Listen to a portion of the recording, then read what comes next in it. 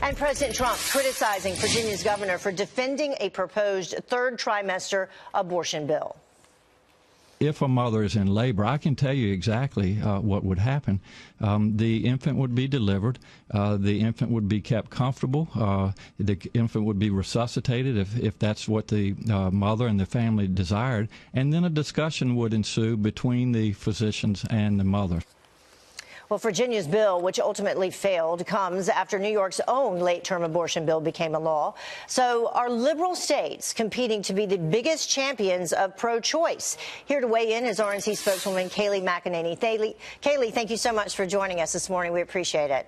Anytime, Heather. So this is so troubling, and there was a huge outpouring, a response on social media yesterday, really across the board. What do you make of what's happening?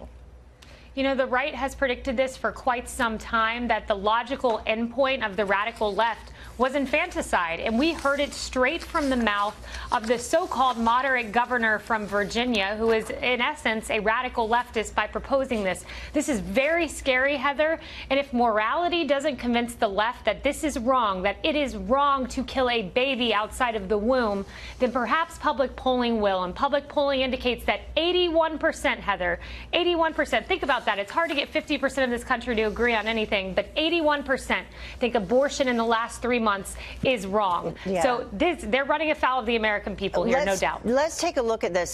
This is another poll that questions whether abortion should be made available. 15% say that it should be available at any time during pregnancy, which in essence is what this does. 9% say the first 6 months, 27% the first 3 months, 28% only in certain cases, and then 10% only to save the life of a mother, and 10% say that it should never be permitted.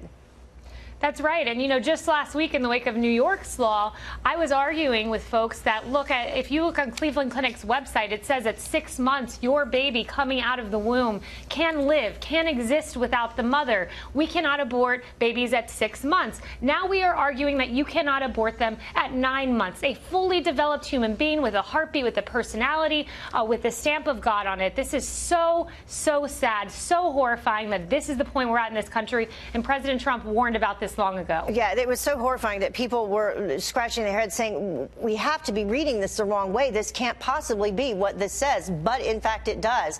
You were mentioning Northam's response to the criticism. Here's what he said on Twitter. He said, I have devoted my life to caring for children, and any insinuation otherwise is shameful and disgusting. But then let's also talk about what President Trump said that you just referenced. This was during a debate in 2016 with Hillary Clinton. Listen. If you go with what Hillary is saying, in the 9th month, you can take the baby and rip the baby out of the womb of the mother just prior to the birth of the baby. There you go. You're right. I mean, he was talking about it in 2016. He was elected president. This is yet another, issue that he ran on. He talked about, and then he's trying. Other people are now trying to block what people elected to be in office.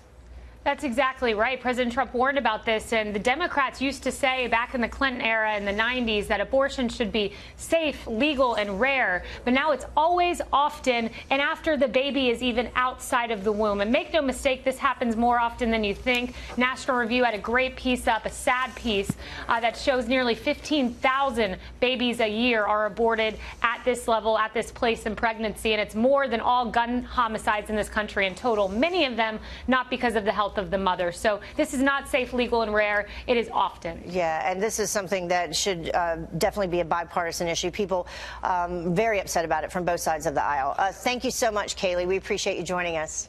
Thank you, Heather. All right.